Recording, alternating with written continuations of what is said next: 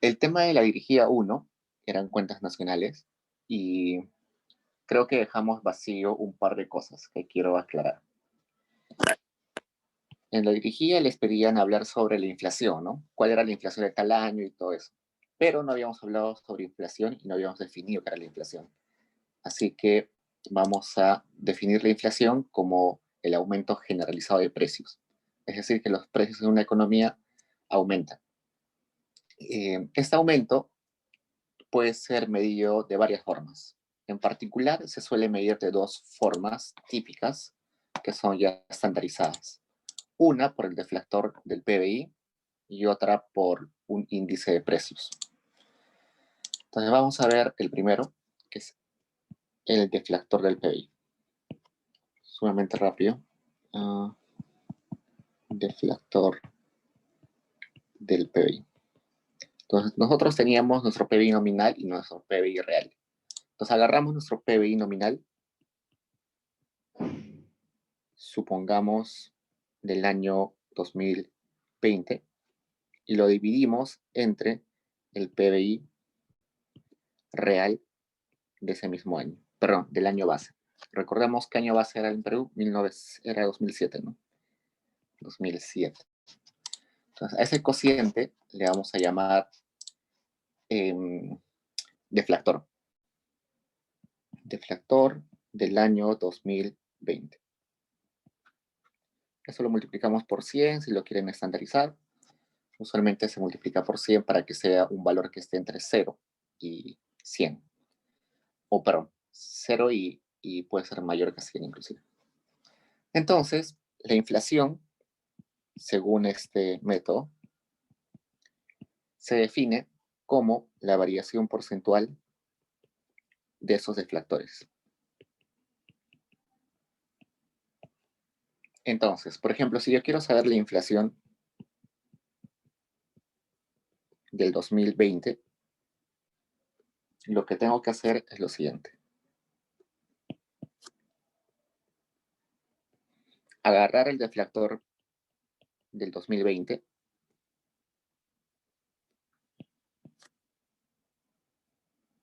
restarle el deflactor de un año anterior, porque la inflación es anual, entonces sería del 2019, entre el deflactor del 2019. Eso nos va a salir un número pequeño, lo multiplicamos por 100 y nos va a dar seguro un porcentaje.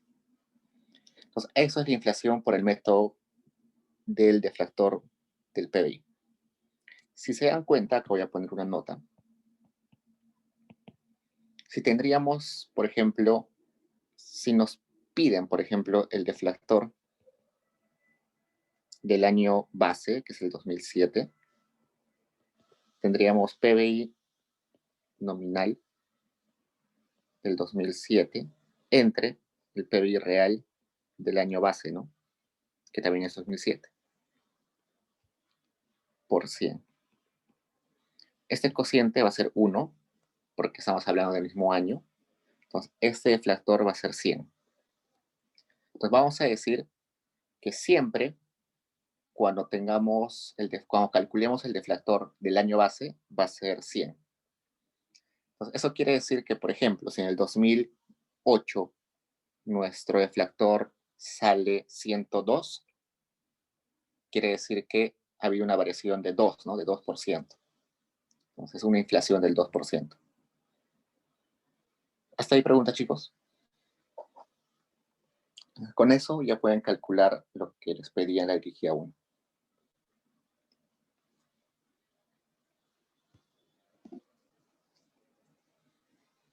Otro método es el método del índice de precios. En particular, se habla del índice de precios del consumidor.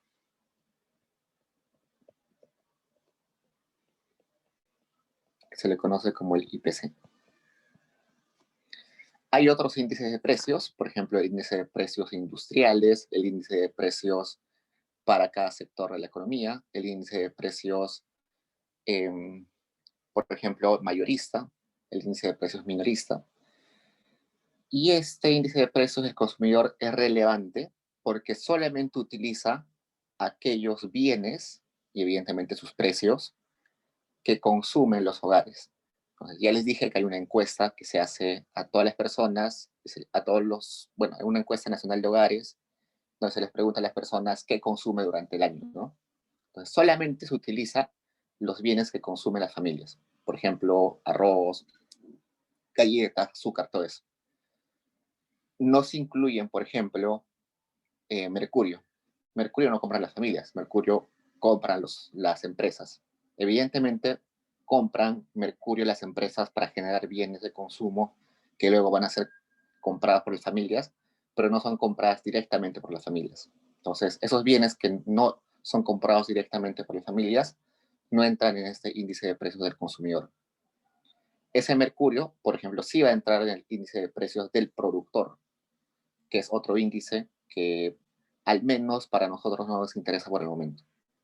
Entonces, cuando hablamos de índice de precios del consumidor, estamos hablando de los precios relevantes para las familias. Cuando estamos hablando de la inflación por el deflactor del PBI, estamos hablando de todos los precios en general de la economía, incluyendo los que compran las familias, los que compran las empresas, los que compra el gobierno, todo.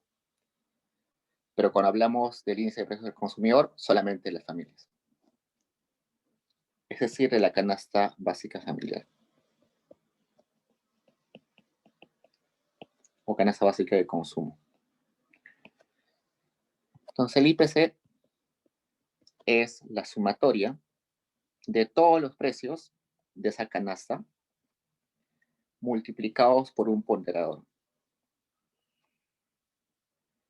Entonces ese ponderador que vamos a llamar alfa se va a llamar o se va a definir como el porcentaje de gasto de la familia en el bien I. Entonces, por ejemplo, las familias de Perú consumen un montón de arroz y un montón de pollo, ¿no? Entonces, para esos bienes, este ponderador, que va a estar entre 0 y 1, es bastante grande. Un montón del gasto de las familias se va a consumir arroz y pollo. Las familias seguro también consumen bienes de entretenimiento, pero seguro es más pequeño, ¿no? Entonces ese ponderador va a ser bastante cercano a 0.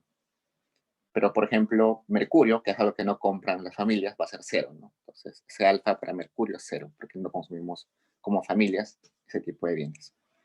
Entonces este IPC nos está diciendo cuál es más o menos,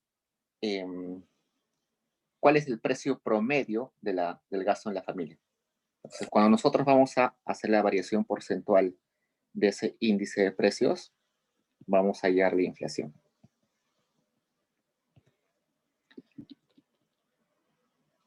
Entonces, igualito en el caso anterior, si quiero hallar la inflación del 2020, lo que hago es resto el IPC de 2020 menos el IPC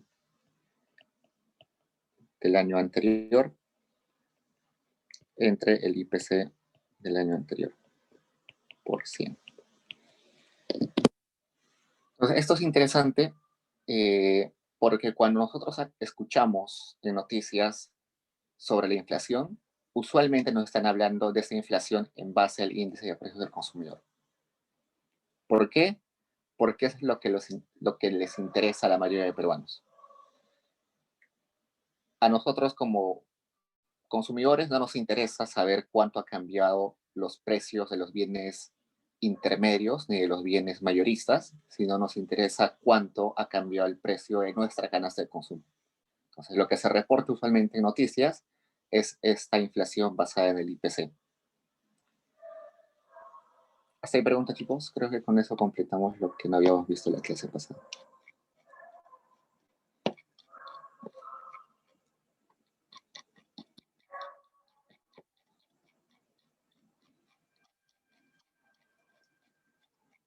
Bueno, también creo que les pedían en esa dirigida ayer sobre el crecimiento, ¿no? El crecimiento de la economía. Cuando hablamos de crecimiento de la economía, dijimos que íbamos a utilizar el PBI real, ¿no? Entonces, por ejemplo, el crecimiento de la economía en el 2020 va a ser el PBI real del 2020 menos el PBI real del año anterior entre el PBI real 2019. Eso por 100 nos va a dar un porcentaje. Entonces, con eso creo que ya podían hacer todo de la dirigida 1. Entonces, si no hay preguntas, pasemos a la dirigida 2. En Payday ya está en la dirigida 2. Pueden abrirlo, por favor. Y ahí tienen una serie de ejercicios que se dividen en 3 partes. El problema de los hogares, efecto renta y efecto sustitución, y consumo intertemporal. ¿Cuántos de ustedes ya llevaron microeconomía 1? ¿Pueden levantar la mano, por favor? Quiero saber más o menos cuántos. ¿Ninguno llevó microeconomía 1 todavía?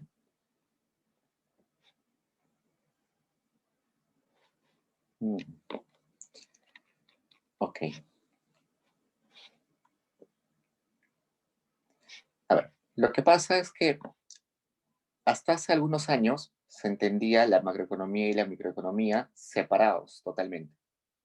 No tenían nada que ver uno con el otro. Entonces yo podía estudiar microeconomía sin saber macroeconomía y podía estudiar macroeconomía sin saber microeconomía. Con el tiempo, sobre todo con las crisis del 2008, 2009 y algunas pequeñas crisis anteriores, nos dimos cuenta que esto era irreal, que no podíamos hablar de inflación, de PBI, de la caída de la bolsa de valores. No podíamos hablar sobre esas cosas sin entender el comportamiento microeconómico de los agentes de una economía. Entonces, es por eso que los libros antiguos se van de frente a definir qué cosa es PBI, qué es inflación y todo eso, mientras que los libros modernos de macroeconomía empiezan con un capítulo que se llama Microfundamentos de la macroeconomía. Entonces, eso revela que los macroeconomistas se han dado cuenta que todo el comportamiento de las variables macroeconómicas tienen su fuente en el comportamiento individual de las personas, del comportamiento de un agente representativo. Entonces, por ejemplo, en cursos de Waldo Mendoza, por ejemplo, en Macro 2 o Macro 1, si no me recuerdo, toda la primera parte del curso, es decir, las 8 primeras semanas de un semestre regular, se dedican básicamente a hacer estos fundamentos microeconómicos de la macro.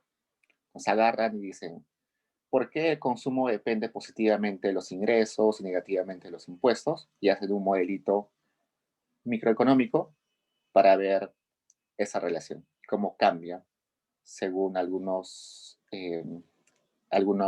ejemplos, ¿no? Y eso es lo que vamos a tratar de hacer ahora, pero solamente con el consumo.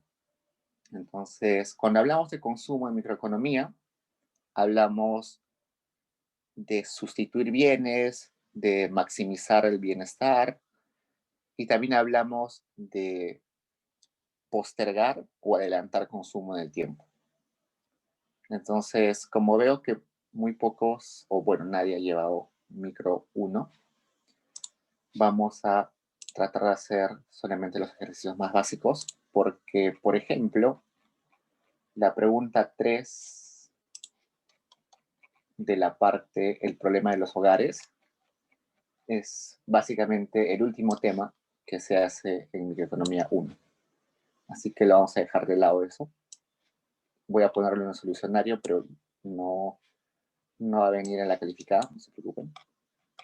Y efecto renta y efecto sustitución tampoco lo voy a tocar, solamente si nos alcanza tiempo. Entonces, esos dos ejercicios, el 3 de la primera parte y el que es de efecto renta y efecto sustitución, cuando estudien, déjenlos hasta el final. Lo que es prioritario son los dos primeros ejercicios de la parte 1 y todo lo que es consumo intertemporal. Entonces, veamos. Problema de los hogares.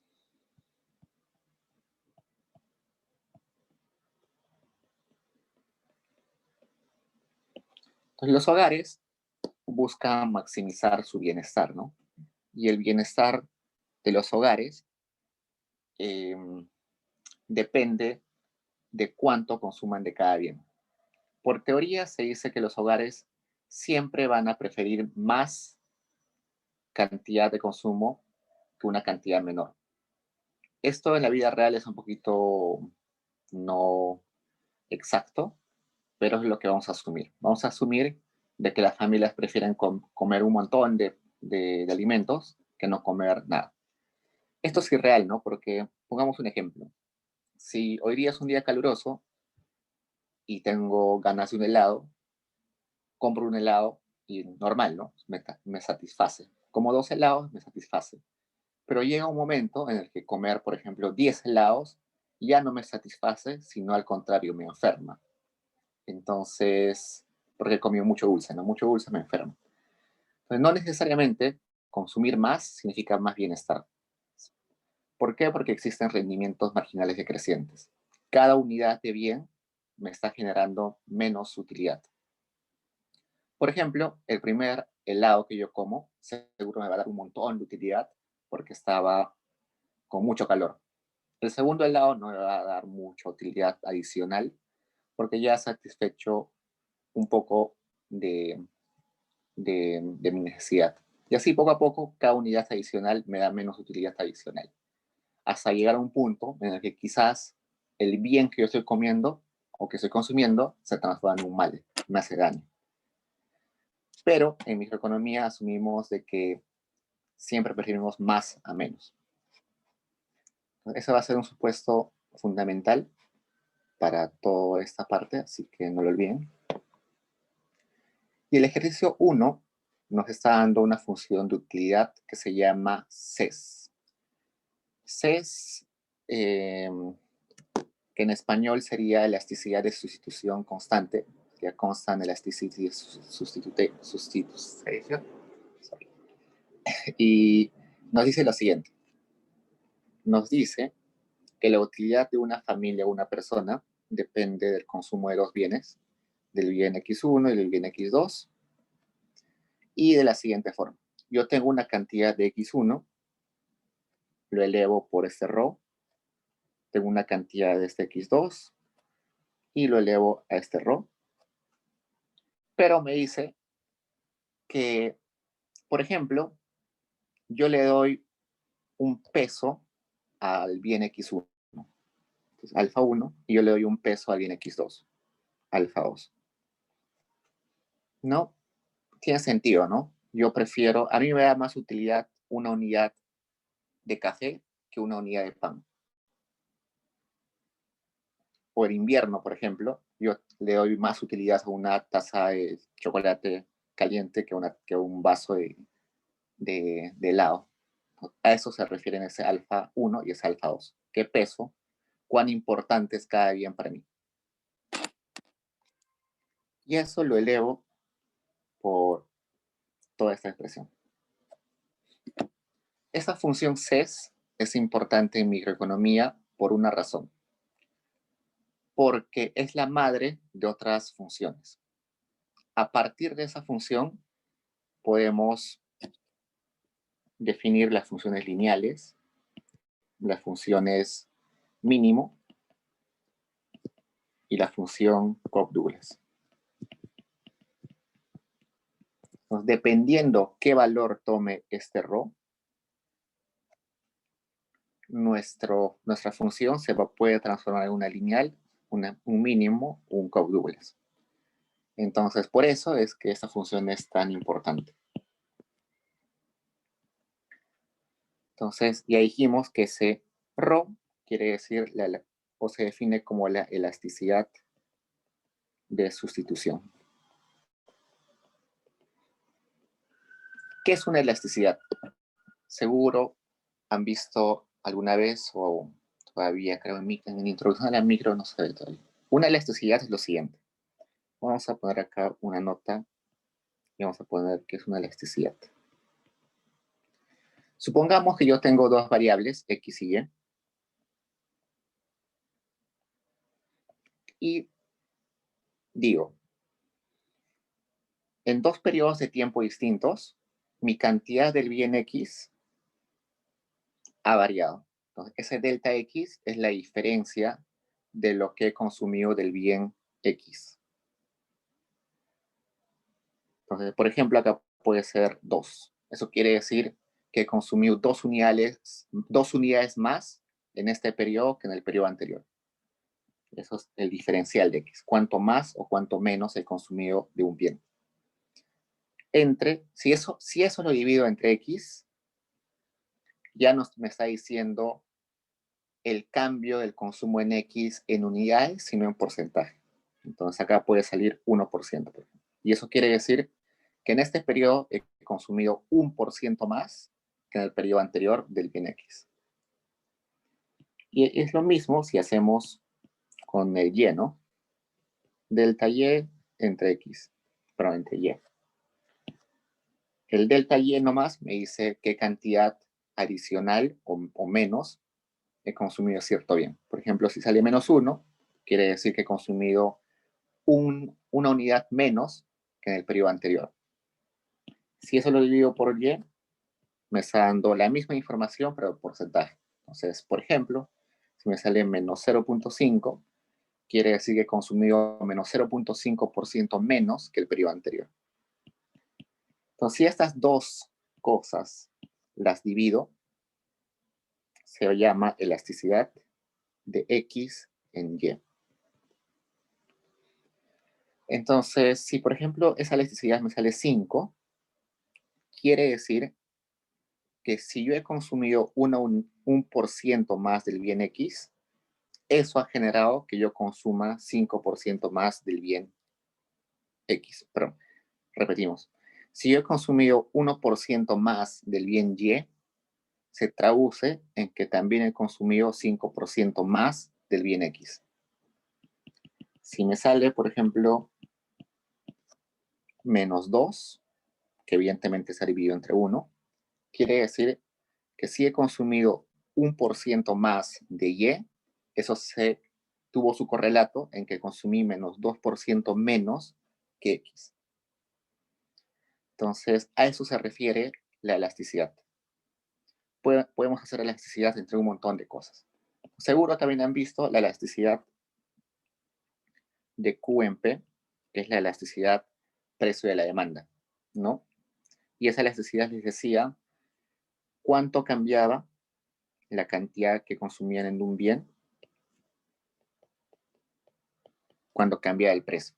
Entonces, si le salía, por ejemplo, 2, decíamos, si el precio de este bien subió en 1%, la cantidad consumida de ese bien se redujo en 2%.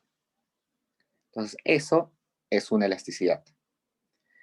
En este caso de la función CES, este ρ va a ser esa elasticidad de sustitución entre ese bien X y el bien X1 y X2. Es decir, va a ser más o menos esto.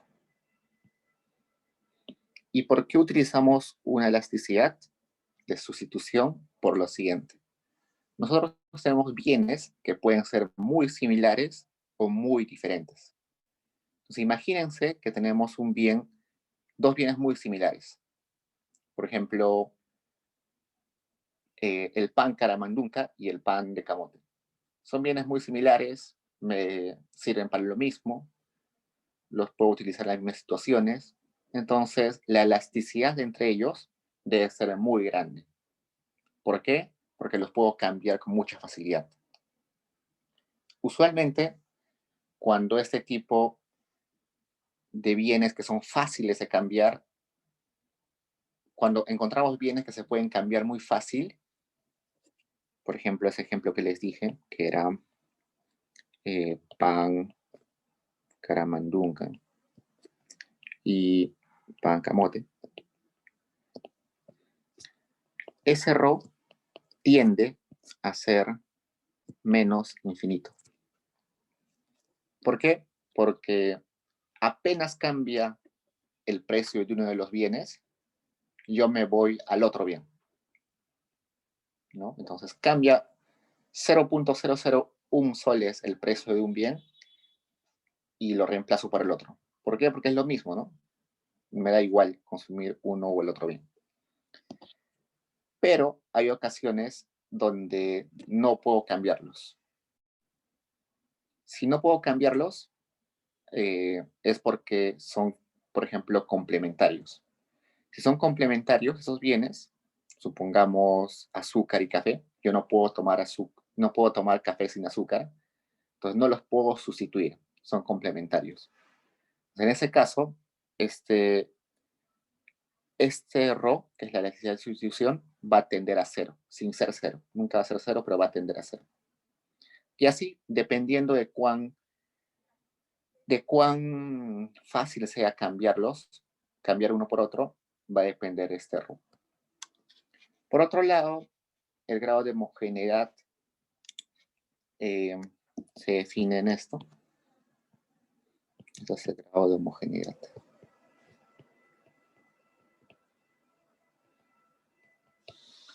El grado de homogeneidad nos da la siguiente información. Si nosotros, por ejemplo, nos duplican el sueldo, vamos a preguntarnos, ¿vamos a duplicar el consumo de los bienes o no? Entonces, por ejemplo, yo me pregunto, si a mí me duplican el sueldo, ¿voy a almorzar 2 veces?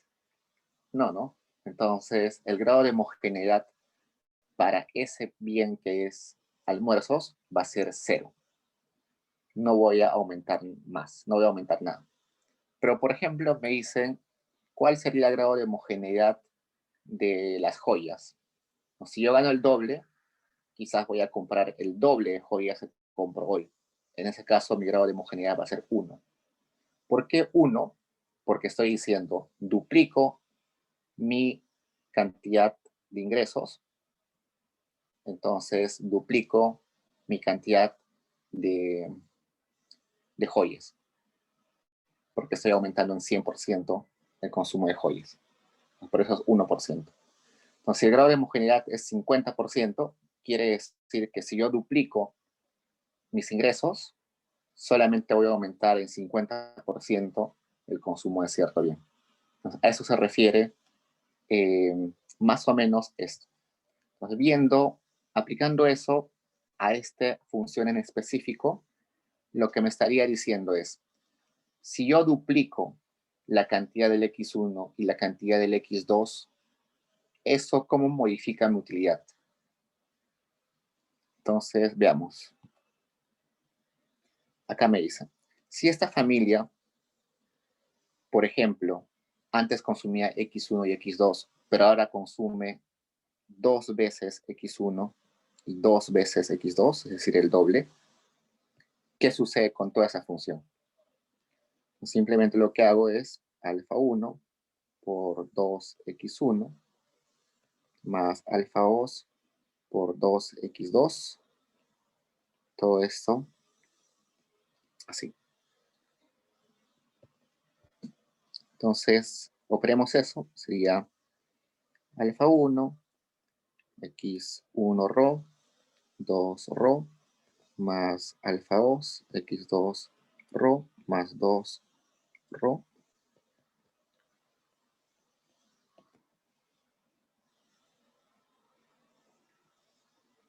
¿Qué más? Acá podemos factorizar el 2 rho. Tendríamos alfa 1, X1, más alfa 2, X2 rho. Entonces, por si acaso. Todo esto a esta expresión. Acá tendríamos 2 elevado a esta expresión por alfa 1, X1 rho, más alfa 2, X2 rho. Todo esto es ¿sí? Y como recordamos, toda esa expresión que está en eso es utilidad de X1, X2.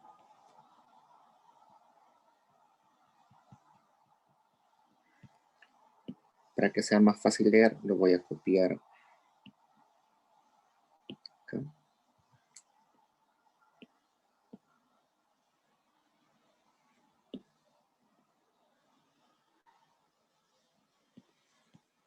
No es más salido esto. Lo que me está diciendo es lo siguiente. Yo he duplicado mi cantidad de x1 y mi cantidad de x2. ¿Qué va a pasar con mi utilidad? ¿Se duplica, se más que duplica o aumenta menos que el doble? O sea, ¿de qué depende eso? Depende de este alfa, perdón, de ese sigma, si no recuerdo qué es. Entonces, ese parámetro, si es 1, nos va a decir de que duplicar la cantidad de esos bienes en nuestra canasta de consumo ha duplicado nuestra utilidad. Si ese parámetro es 2, por ejemplo, acá va a ser 4. Entonces nos va a decir que duplicar la cantidad de los bienes ha terminado por cuadruplicar nuestra utilidad. Sería genial, ¿no? Si ese alfa es, por ejemplo, 0.5, este sería 2 a la 0.5, que más o menos es 1.20 y tantos, si no me recuerdo. Entonces, eso nos dice, duplicar nuestros bienes de consumo ha terminado por aumentar la utilidad, pero solamente un poco, no ha terminado por duplicarla. Entonces, es por eso que ese término, que ese parámetro es importante. Nos dice cuánto aumenta nuestra utilidad cuando variamos nuestra cantidad de consumo. Acá Sergio tiene una buena pregunta. ¿Cómo sabemos el valor de ese parámetro? Ese valor es en realidad teórico. Hay personas que lo han calculado, hay papers donde se ha calculado cuál es ese parámetro, sobre todo en el Banco Central lo calculan cada mes. Pero depende básicamente de qué tipo de bienes estés hablando. Por ejemplo, supongamos que X1 y X2 son bienes de lujo. ¿Ok? No sé, X1 son relojes Rolex y X2 son cadenas de oro. Ambos son de lujo. Y yo soy una persona, por ejemplo, que no le interesan mucho los bienes de lujo porque estoy todo el día, no sé, trabajando y no tengo vida social, entonces por tanto tener un reloj Rolex o una cadena no me sirve de nada porque no lo voy a poder mostrar nunca. Entonces, para mí no me da mucha utilidad tener bienes de lujo.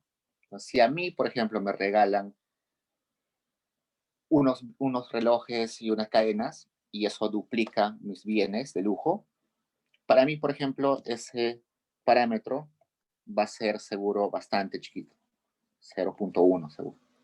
¿Por qué? Porque tener el doble de esos bienes no me genera más utilidad.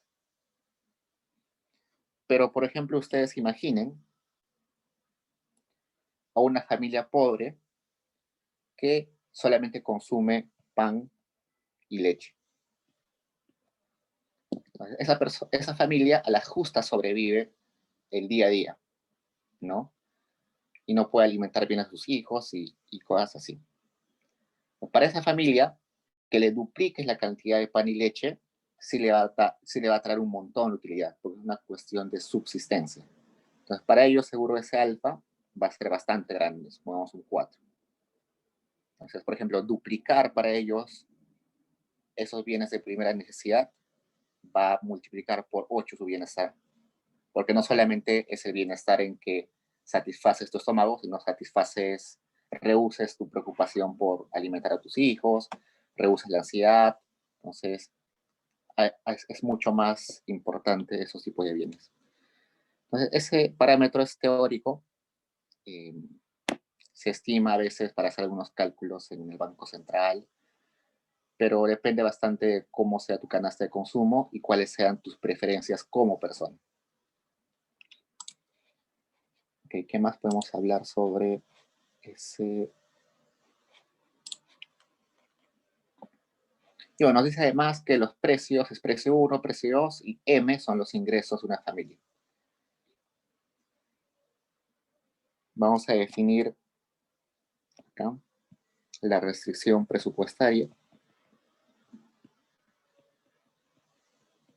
Toda familia solamente puede gastar lo que tiene como ingresos, ¿no?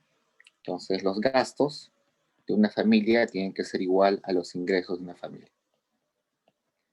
En este caso, las familias tienen una sola fuente de ingresos, que es M, y gastan solamente en dos bienes. Hemos visto que solamente hay dos bienes, X1 y X2. Y cada uno de esos bienes le cuesta cierto precio, ¿no? Para el bien X1 el precio es X1, P1, perdón, y para el bien X2 el precio es P2. Entonces, todo ese gasto es igual a ese ingreso. Evidentemente, esto podría ser signo así, ¿no? El ingreso tiene que ser mayor al gasto. ¿Por qué? Porque si, por ejemplo, yo gano 10,000 soles al mes, gasto solamente 8,000, los 2,000 los ahorro. Tiene sentido. Pero al inicio les he dicho que esa familia representativa siempre prefiere consumir más a menos. Entonces, como siempre prefiere consumir más a menos, no tiene preferencia por ahorro. Entonces, esta familia solamente piensa en consumir ahora, por tanto, va a consumir todo su ingreso. Por eso le pongo un igual. Ya no le pongo un menor igual. Entonces, vayamos a la pregunta A. En la pregunta A ya ya le he puesto ahí. Dice, compruebe que ese parámetro que era el grado de homogeneidad indica, puede tomar cualquier valor. Ya lo hemos comprobado acá, ¿no? Acá lo hemos comprobado que ese valor alfa, que se le llama el grado de homogeneidad,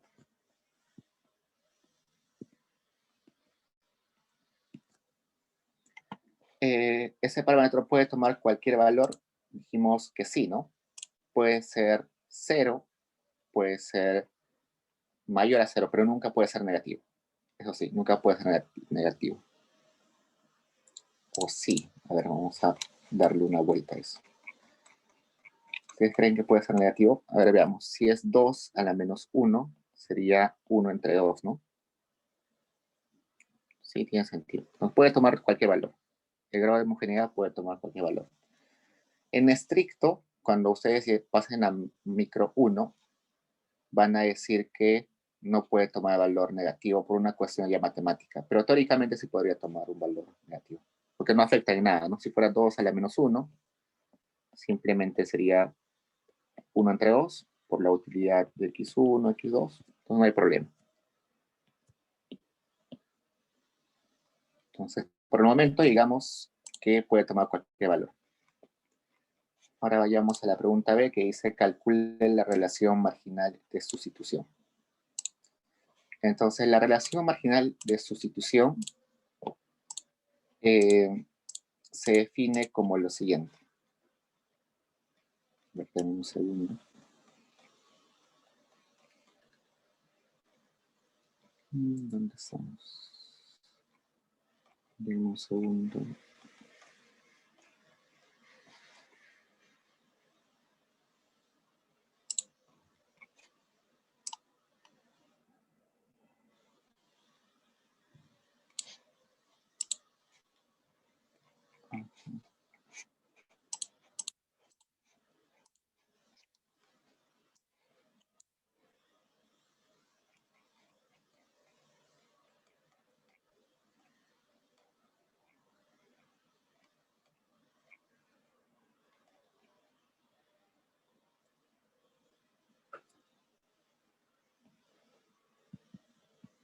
La RMS, que en algunos libros aparece como TMS, que es lo mismo, tasa marginal de sustitución o relación marginal de sustitución, lo que nos dice es lo siguiente. ¿Cuánto varía mi utilidad? Dependiendo de cuánto varía la utilidad del otro. Entonces, se define de la siguiente forma. Utilidad marginal de X1 entre utilidad marginal de X2. Y recordemos que es una utilidad marginal. La utilidad marginal me dice cuánto adicional de utilidad me da una unidad más consumida. Entonces, eso se define como la derivada de la utilidad respecto a x1. Es decir, si esto me sale 1, por ejemplo, quiere decir que al aumentar una unidad del bien x1 en mi consumo, he aumentado un útil en mi utilidad. A eso se refiere la utilidad marginal de x1. Y lo mismo para la utilidad marginal de x2, que sería derivada de u respecto a x2. ¿Cuánto cambia mi utilidad si consumo un bien más del x2? Entonces, si esto, por ejemplo, sale 1, o siempre va a ser negativo, pero eso siempre va a ser negativo. Si eso me sale menos 1, lo que me está diciendo es que aumentar la utilidad, perdón, aumentar una unidad del bien x2 me está reduciendo mi utilidad, pero en la misma magnitud en la cual me está aumentando la utilidad mi bien x1. Nos agarremos esto, despejemos y tendría esta forma, ¿no?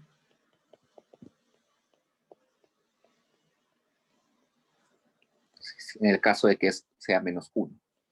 Entonces resulta que cuando yo consumo un bien, tengo que dejar de consumir otro bien.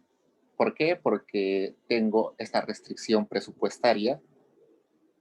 Entonces, si consumo algo, es porque debo de dejar de consumir otra cosa. Entonces, lo que me está diciendo esta ecuación cuando esta relación es menos 1, es que si yo dejo de consumir una unidad del bien x2, tengo que consumir una unidad del bien x1 que me va a dar exactamente la misma utilidad. Entonces, eso es interesante, un ejemplo interesante. ¿Por qué?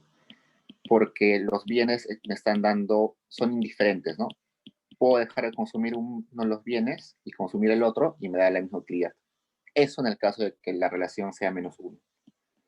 Pero no siempre va a ser así. Entonces, esa es la relación marginal de sustitución.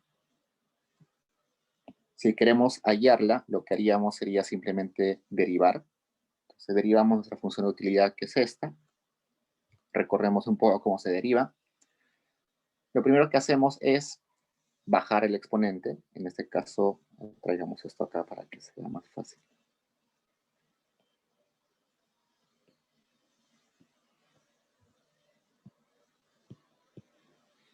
Lo primero que hago es bajo el exponente.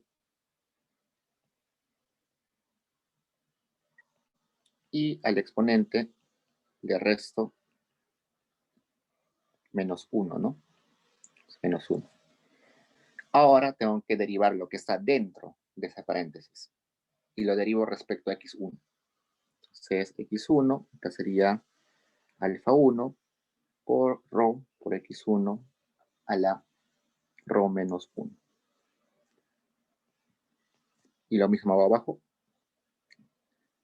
La primera parte de la derivada es simplemente derivar todo el corchete o todo el paréntesis, que es bajar solamente el exponente y al exponente restarle menos 1.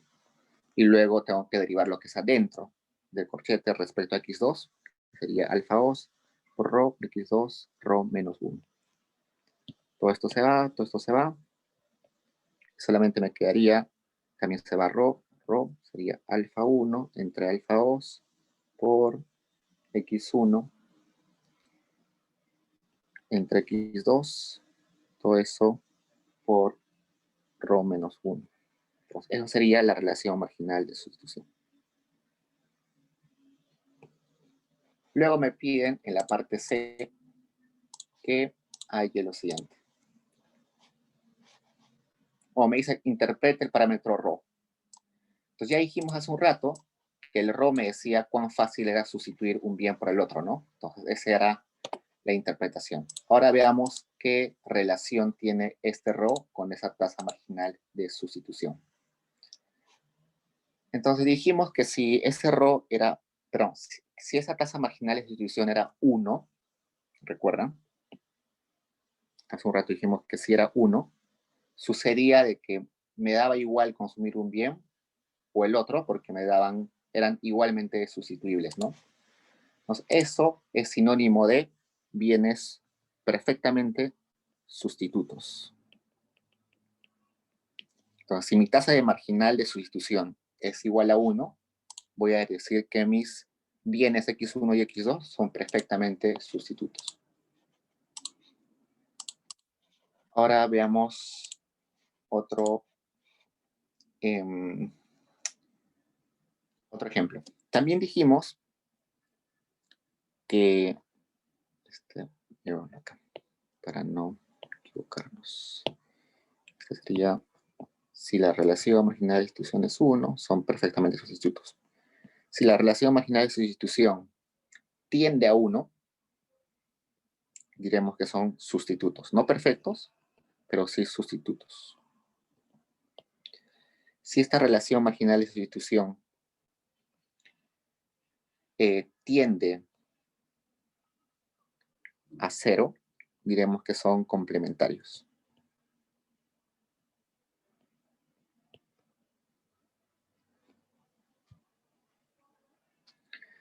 Entonces, recordemos un poco. ¿Cómo se grafican los bienes sustitutos? Se grafican según una función lineal.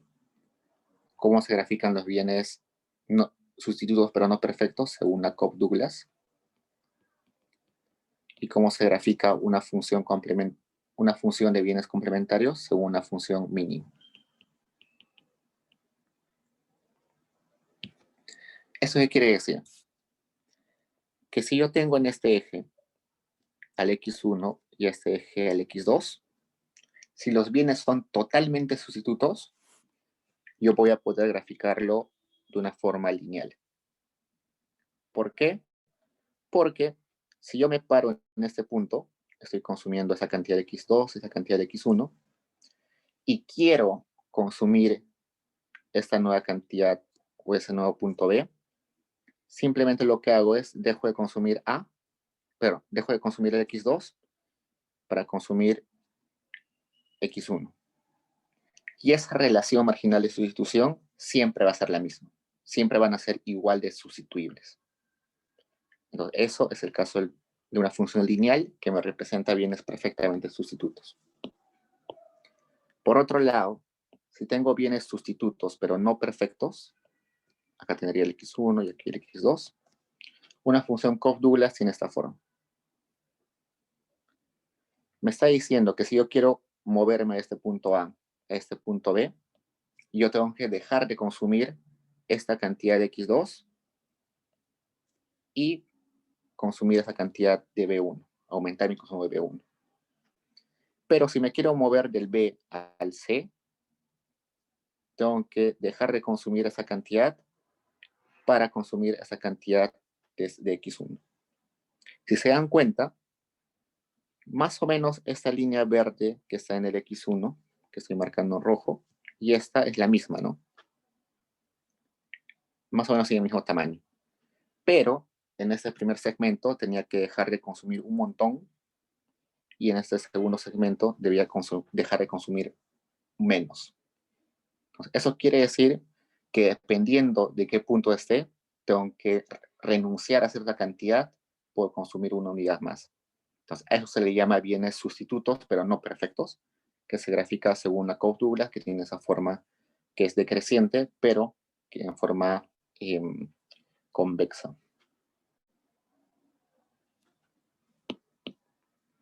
Y finalmente, la función mínimo, que son bienes complementarios, me dice lo siguiente. Si acá está X1, aquí está X2,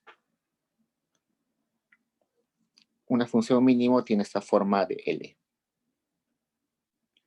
Acá tiene un vértice, y lo que me está diciendo es que yo siempre debo consumir esta cantidad A con esta cantidad B. Por ejemplo, café y azúcar. Una taza de café siempre con 2 cucharaditas de azúcar. Si yo, no sé, en lugar de poner 2 cucharaditas, le pongo 3 cucharaditas, acá pongo un A', mi utilidad no está cambiando. Me quedo simplemente en esa misma utilidad. Entonces, la función mínimo, que tiene esa forma de L, representa bienes complementarios. Entonces, eso Espero que lo hayan visto en Intro a la Micro. Solamente para los que todavía... ok. Entonces, la parte D me pide lo siguiente. Plantea el problema de optimización del consumidor identificando las variables endógenas y exógenas. Entonces, el problema del consumidor, en este caso, es lo siguiente. Todo consumidor lo que busca es maximizar su utilidad definiendo sus cantidades de consumen de X1 y X2. Hemos dicho que en este caso tenía esta forma. La utilidad. Nuestro consumidor va a decidir sobre cuánto consumir de X1 y X2, por eso acá pongo esa expresión, pero está restringido a que tiene una cantidad de ingresos definida y esa cantidad tiene que ser igual a lo que gastan los bienes. Pues a esto se le llama el problema del consumidor. Vayamos a ver cuáles son las variables endógenas. Las endógenas son aquellas sobre las cuales el consumidor puede tomar decisión. En este caso, puede tomar decisión sobre cuánto consumir el X1 y cuánto consumir el X2. Las variables exógenas son aquellas sobre las cuales no puede influir nuestro consumidor. En este caso, no puede influir sobre sus ingresos, están dados, están fijos. No puede influir sobre los precios de mercado, porque evidentemente son de mercado, no los define él.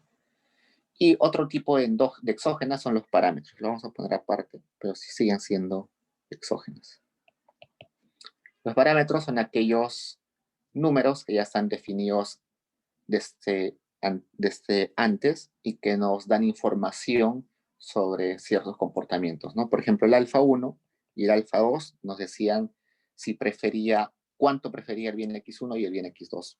Si, por ejemplo, alfa 1 era mayor a alfa 2, decíamos que nuestro consumidor le daba más utilidad consumir un bien del X1 que consumir un bien del X2, una unidad de X2.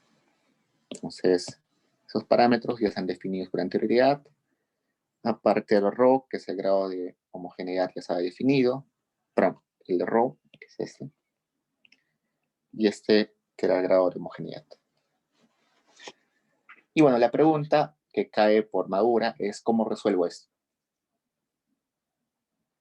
D, creo. Como es un problema de optimización restringido en igualdad, un problema de optimización porque se maximiza, restringido porque está sujeto a una restricción y de igualdad porque esta restricción solamente es igual, no es mayor igual ni menor igual, podemos aplicar un lagrangiano sencillo. Entonces, ¿cómo es un lagrangiano? Un lagrangiano simplemente es poner la función objetivo.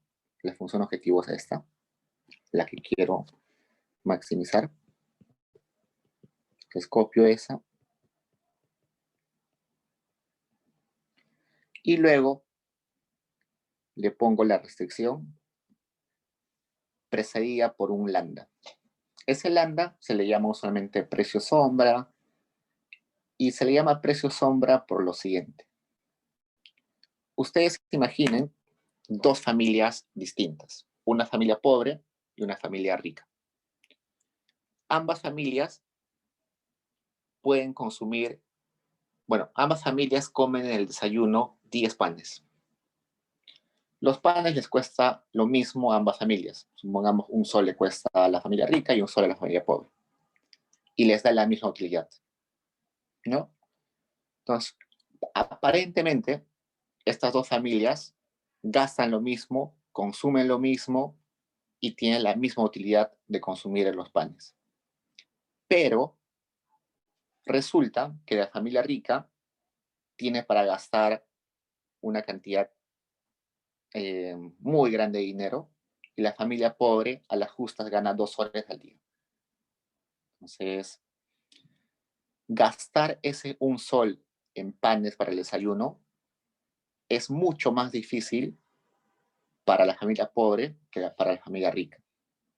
A la familia rica, ese un sol que gastó en panes no le interesa mucho. Es un sol de los millones que tiene. Pero la familia pobre, ese un sol es la mitad de lo que gana al día. Entonces, le trae muchas limitaciones. Entonces, este lambda nos dice exactamente eso. ¿Cuál es el precio que estoy incurriendo por tener esa restricción en mis ingresos? Ese lambda para la familia pobre va a ser grande porque le está restringiendo un montón su utilidad, pero para la familia rica, seguro ese lambda va a ser cercano a cero. Un sol no le afecta en nada.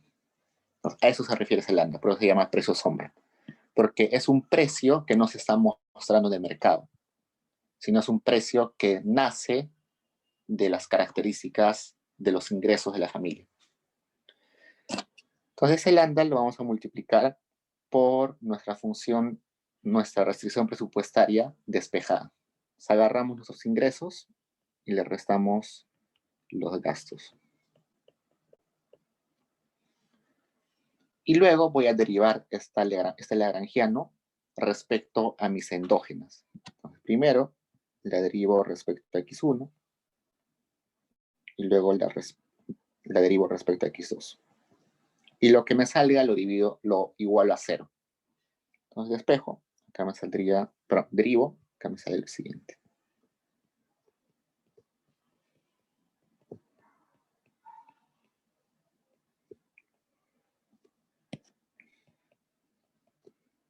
Ahora derivo lo que está dentro del paréntesis, que sería alfa 1 por rho x1 menos rho menos 1.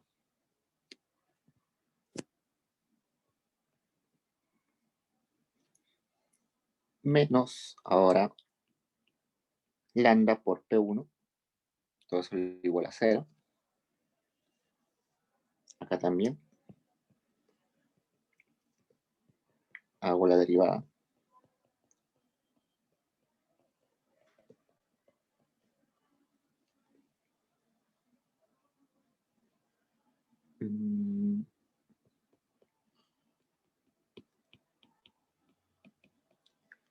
Okay. Ya tengo estas dos condiciones, le hice mis condiciones de primer orden. En cada uno de ellos puedo despejar lambda. Entonces agarro lambda y lo despejo. Entonces hagamos eso acá.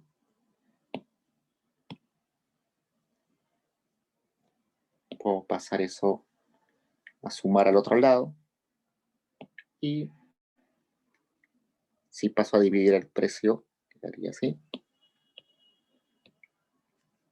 Y acá paso a dividir el precio, quedaría así. Entonces puedo igualar los lambdas, ¿no?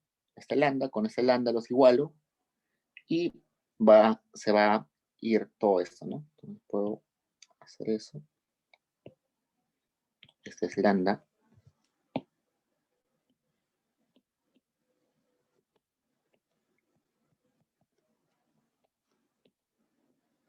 Y el otro lambda es este.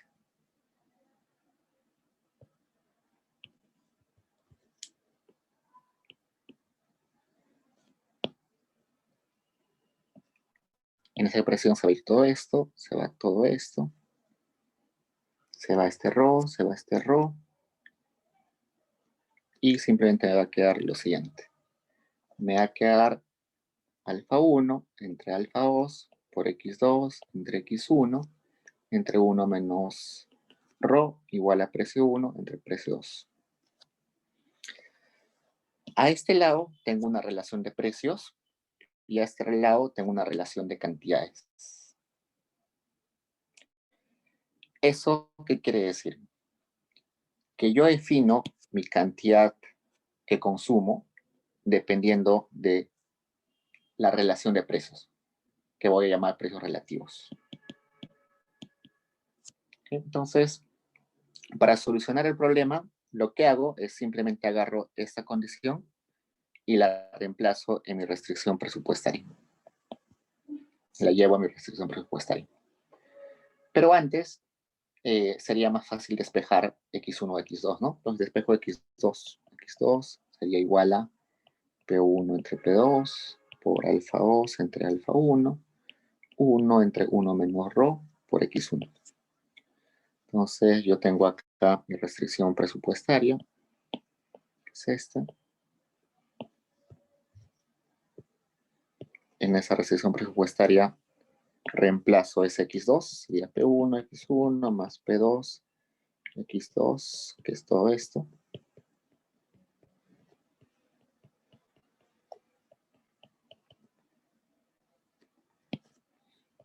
Y en esa ecuación que tenemos ahí, la única endógena que tenemos es x1, ¿no? Todas las demás son exógenas. Precios son exógenos, alfa son exógenos, m es exógeno, rho es un parámetro exógeno. Entonces, simplemente lo que me queda ahí es despejar x1. Entonces, ustedes lo despejan con más paciencia, les debe salir algo como esto.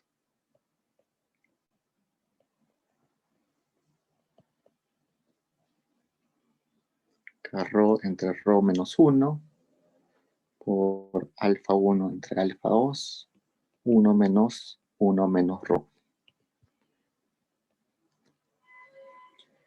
Entonces, a esta expresión que depende del ingreso y de los precios, le vamos a llamar demanda marshalliana del bien x1, o simplemente demanda de bien x1. Esta expresión la puedo reemplazar acá y me va a dar mi x2, que también va a ser parecida a esta expresión, pero acá p2, 1 más p2 entre p1, a la rho menos 1, por alfa 1 entre alfa 2.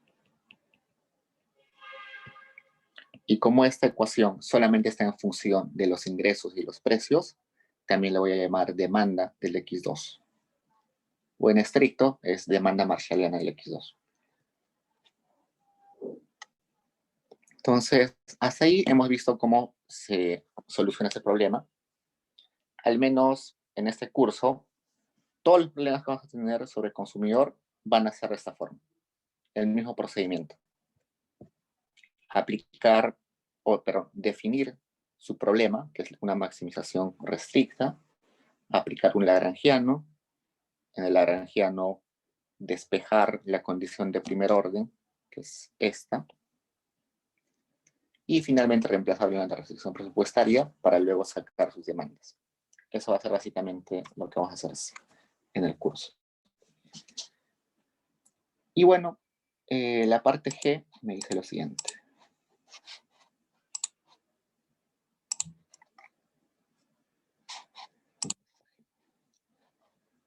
¿Qué sucede con el problema si el error es igual a 1? Entonces veamos. Primero agarremos esto, ¿bien? Agarremos nuestra solución. ¿Qué pasa con nuestra solución si el rho es igual a 1?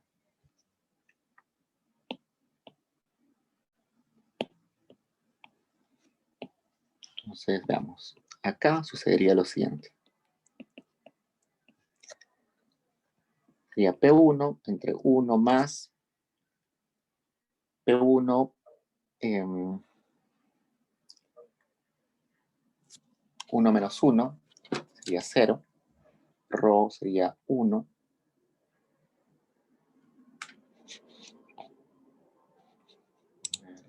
Un segundo.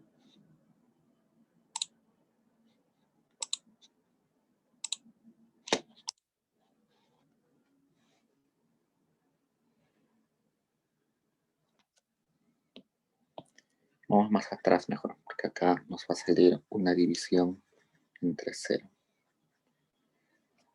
Entonces vayamos acá.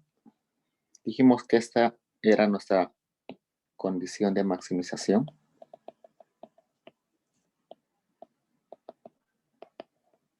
Eso era lo que nos salía desde nuestra solución de lagrangiano. Si en ese lagrangiano sucede, si en esa solución de lagrangiano sucede que el parámetro rho es igual a 1, dijimos que si era rho igual a 1 eran bienes sustitutos, ¿no? A ver, reemplacemos en esa condición. Sería alfa 1 entre alfa 2 por x2 entre x1 por 1 a la 0. Perdón, por todo eso a la 0. Entonces sería alfa 1 entre alfa 2 igual P1 entre P2. Entonces resulta que en esta expresión no existe el x1 ni el x2. Entonces no puedo reemplazar. ¿Eso qué quiere decir? Que estos bienes o que este problema no se puede solucionar por Lagrangiano. Y veamos por qué. Cuando habíamos dicho que los bienes sustitutos se graficaban de una forma lineal, habíamos puesto este gráfico. Entonces, esa era una función de utilidad para el x1 y el x2. Resulta que no se puede solucionar por el Lagrangiano por lo siguiente. En microeconomía han visto lo siguiente, ¿no? Han visto que la solución de un problema es el punto donde la restricción presupuestaria choca con la curva de utilidad. Ese sería el punto de solución, el punto óptimo. En este caso, este verde es nuestra función de utilidad. Y voy a graficar en azul una función, una restricción presupuestaria, que podría ser, por ejemplo, esta. Entonces resulta que si esa es mi recta presupuestaria, mi solución estaría acá.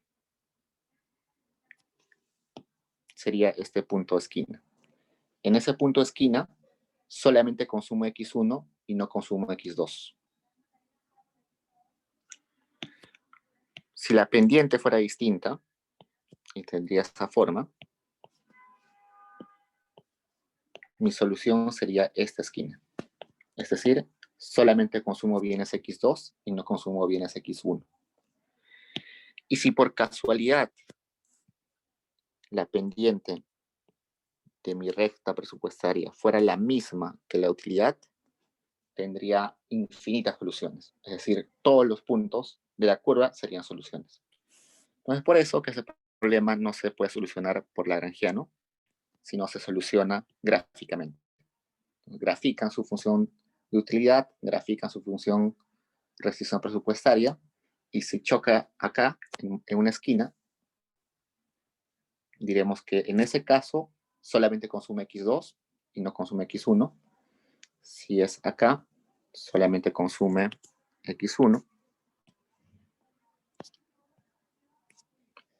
Y si por casualidad tiene la misma pendiente que la función de utilidad, decimos que hay infinitas soluciones. Entonces el problema, como ven, es bien largo. Además es bien largo ese problema porque es un problema genérico. Siempre lo van a ver en todos los cursos. Bueno, en los cursos de micro. La función CES aparece en micro 1, micro 2, economía pública,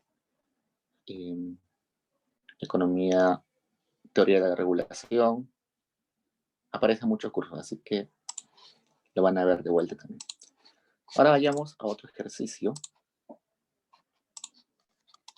El 2 lo vamos a pasar por ahora y vamos al problema del consumo intertemporal. Entonces, en este ejercicio que hemos visto ahorita, la persona se preguntaba cuánto debo decidir de consumir el bien X1 y cuánto el X2, de modo de que maximice mi utilidad. Entonces, es un problema donde la familia o el consumidor solamente vive un periodo. Pero resulta que en la vida real las personas viven más de un periodo.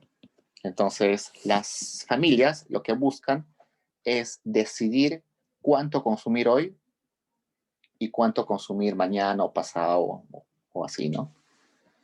De modo de que yo puedo ahorrar o también me puedo prestar.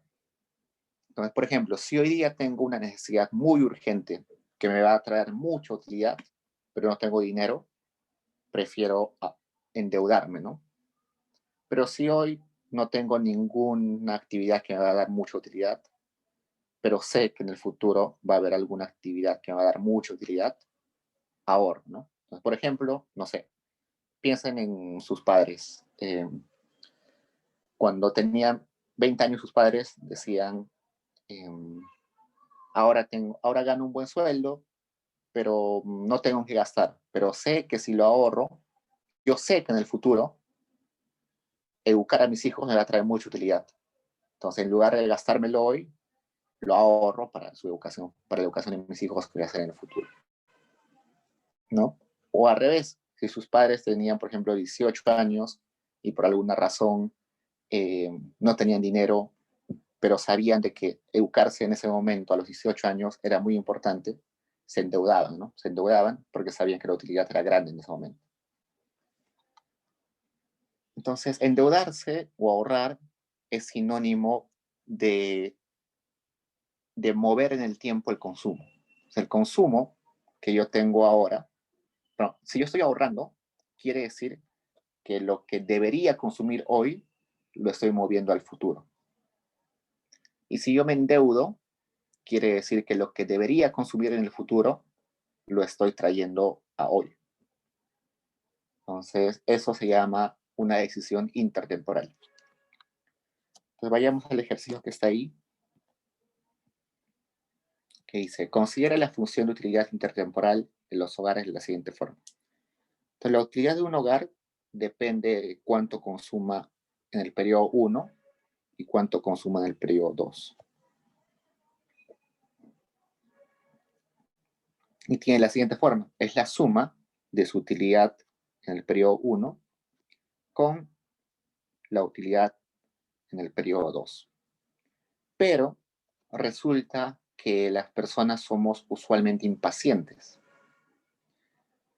Entonces, si por ejemplo yo tengo la necesidad de comprar un auto, quiero comprar un auto,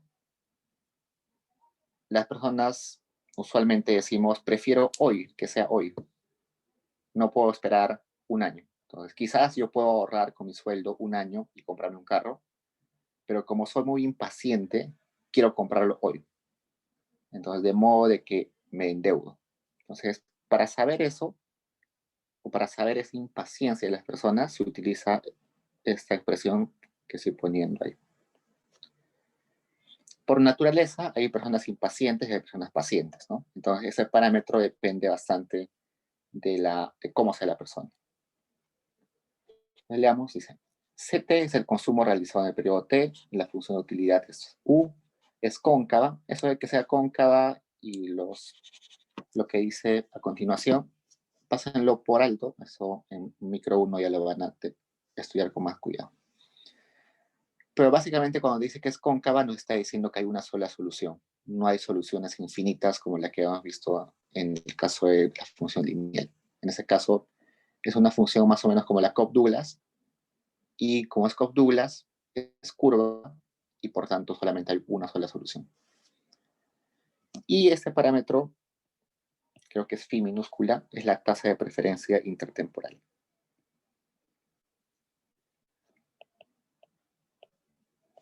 Entonces veamos, si esa tasa de preferencia intertemporal es grande, ¿qué pasa con todo esto? Cae, ¿no? Entonces, si cae, quiere decir, o bueno, si es pequeña, quiere decir que yo le doy poca importancia al futuro. Entonces, supongamos que todo esto es 0.5. Si todo eso es 0.5, quiere decir que a mí me está dando que si yo consumo la misma cantidad en el futuro, en el periodo 2, me va a dar la mitad de utilidad que me daría consumir lo mismo en el periodo 1. Entonces, para mí es la mitad importante el periodo 2 en comparación al periodo 1. A eso se refiere. Luego seguimos. Además, se sabe que el periodo 1 los ingresos del consumidor están compuestos por una riqueza financiera. V1 es riqueza financiera. Supongamos una herencia, una cuenta bancaria. Un ingreso laboral, Entonces, cada mes o cada año recibe un sueldo. Y el individuo tiene que pagar impuestos. El C2 es el consumo en bienes, el consumo en, bueno, el C1 es lo que consume la persona en bienes de consumo. Y el excedente puede ser utilizado para invertir en el B2. Entonces, B1 era riqueza financiera en periodo 1 y B2 es riqueza financiera en periodo 2. ¿Qué más? Y hay una tasa de interés en la economía que vamos a llamar R. Si nuestra familia decide ahorrar, seguro va a ir al banco, va a dejar su dinero y le van a pagar una tasa de interés por dejar su plata ahí. Pero si la familia decide endeudarse, el banco le va a cobrar esta tasa de interés. Por definición, nuestra familia o nuestro consumidor solamente vive 2 periodos. Entonces, como vive 2 periodos, va a gastar todo en el periodo 2. No va a ahorrar nada para el periodo 3, porque ya no vive. No tiene sentido ahorrar para un periodo donde no vives. Entonces, vayamos por la A. Muestre que el ahorro o desahorro obtenido en el primer periodo puede ser expresado como esa expresión. Entonces, vayamos a resolver eso. Nos resulta que en el periodo 1, nuestro consumidor tenía... A ver, ya. Parte A.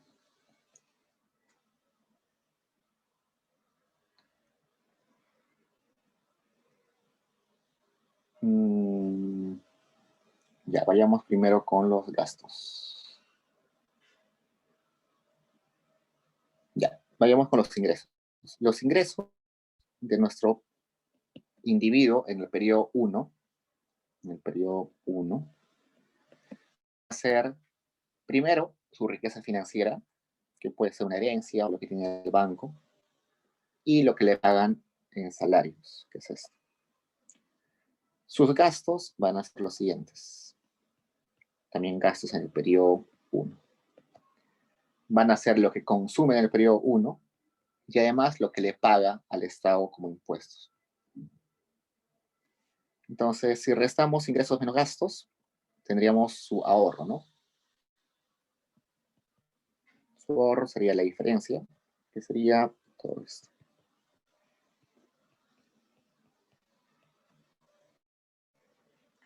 Este ahorro, que es en el periodo T-1,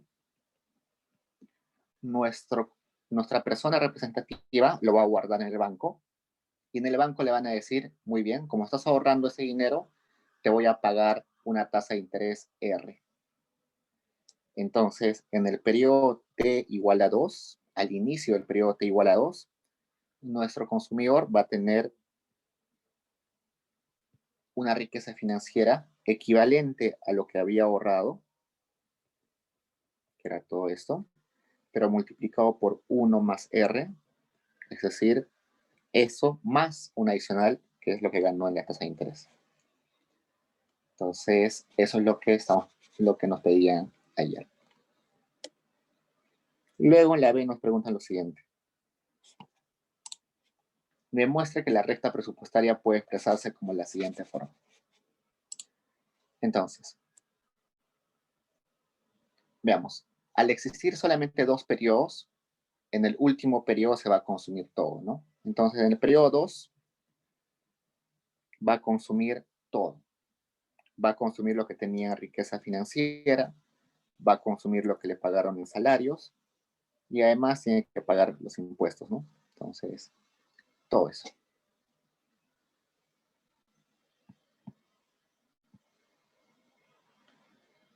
Entonces, combinemos esto con esto.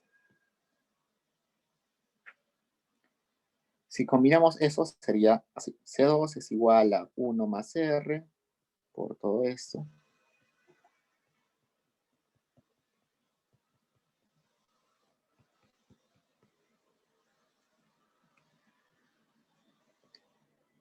Yo puedo despejar a un lado todo lo que es consumo y a un lado todo lo que es gasto.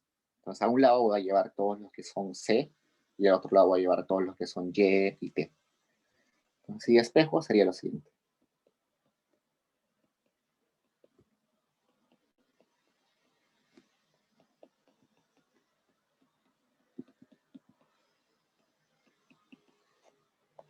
Okay. Entonces, a esto le voy a llamar la restricción presupuestaria en términos del periodo T igual a 1. Si yo multiplico todo esto por, vamos a multiplicar acá, por 1 más R, me quedaría lo siguiente. 1 más R por C1 más C2 más, pero igual esto, 1 más R por todo esto,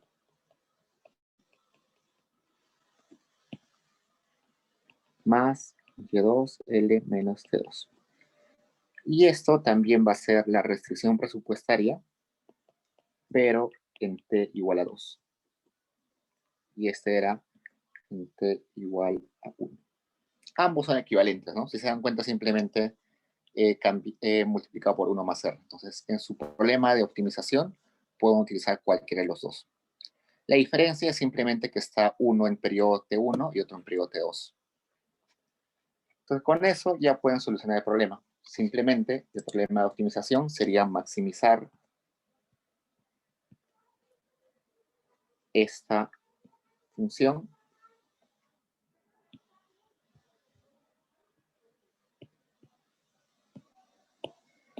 sujeto a toda esa restricción o a la otra. Cualquiera de los dos pueden utilizarla.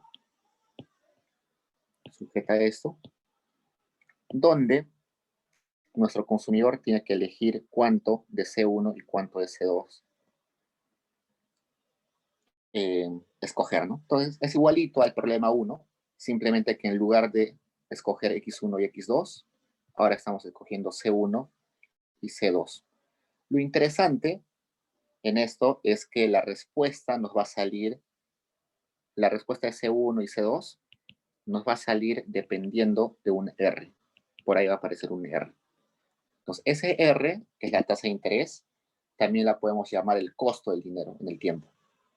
Entonces, el costo del dinero en el tiempo me dice cuán fácil o cuán costoso es para mí postergar o adelantar consumo. Entonces, la tasa de interés, como están imaginando, es importante en macroeconomía, ¿no? Siempre va a aparecer la tasa de interés. Esa tasa de interés va a afectar el consumo y van a ver seguro qué signo tiene cuando despejen y solucionen ese problema. Entonces, acá lo que queda es simplemente plantear el lagrangiano, derivar el lagrangiano respecto a C1, igualarlo a 0, derivar el lagrangiano respecto a C2, igualarlo a 0, y en esas dos condiciones va a aparecer lambda. Ese lambda, esos dos lambdas de las dos condiciones los igualan, siguen el mismo procedimiento que hemos visto en el anterior y les va a salir la solución de C1 y la solución de C2. Hasta ahí preguntas, chicos. Sé que es bien denso, pero como es un curso de verano, siempre es así. Entonces, lo demás va a estar ya en el solucionario y lo chequean. Y si tienen dudas antes de la PC, solamente me escriben o me dicen para una asesoría si tienen dudas de la solución. ¿Preguntas, chicos?